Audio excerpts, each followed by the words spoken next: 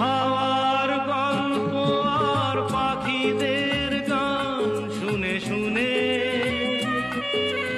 আজ এই ফাল্গুনে দুটি চোখে স্বপ্ন শুধু আঁকো।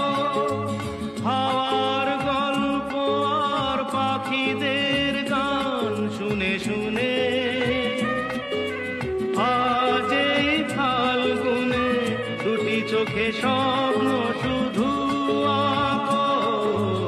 আজ এই দিনটাকে মনের খাতায় লিখে রাখো, আমায় পড়বে মনে কাছে দূরে যেখানেই থাকো।